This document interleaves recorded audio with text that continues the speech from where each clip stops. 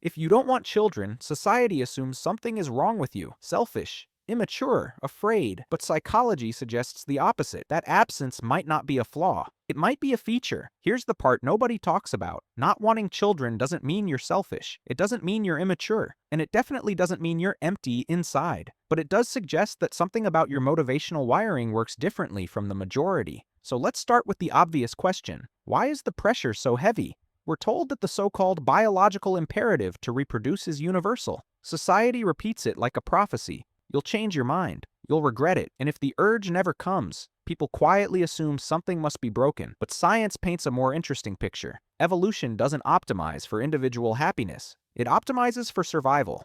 And if every single human were 100% focused on raising their own offspring, resources would stretch thin, innovation would slow, and the group itself would suffer. This is where evolutionary psychologists point to a concept known as kin selection, sometimes described through the helper at the nest hypothesis. Across many species, researchers observe a consistent pattern. A portion of the population reproduces, while others don't, yet still play a critical role. They gather resources, they explore, they protect, they create. Freed from constant childcare, they contribute to the survival of the group in different, but equally vital, ways. Historically, these people weren't failures. They were the aunts and uncles, the scouts and strategists, the artists, builders, and leaders. Different role, same system.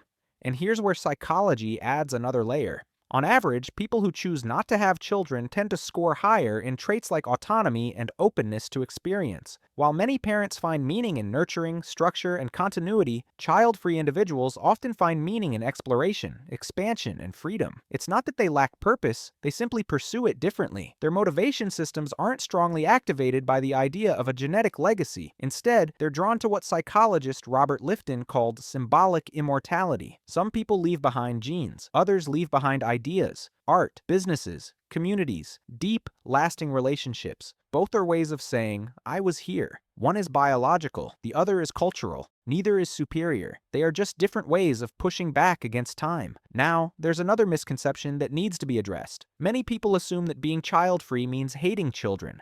In reality, the opposite is often true. Many people choose not to have kids precisely because they respect the responsibility so deeply. They look inward. They assess their energy, their limits, their desires. And instead of following a social script, they make a conscious choice.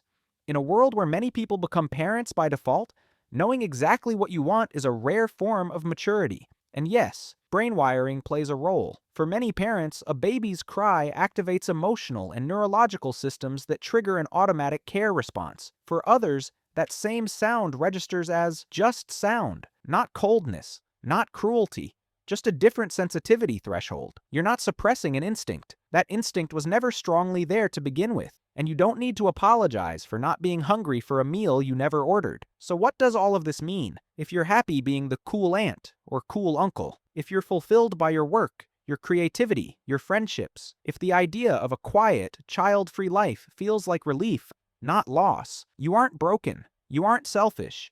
You're simply fulfilling a different evolutionary and psychological role, one that allows you to nurture the world, your community, or yourself in ways that parents often can't. And honestly, the world doesn't just need parents.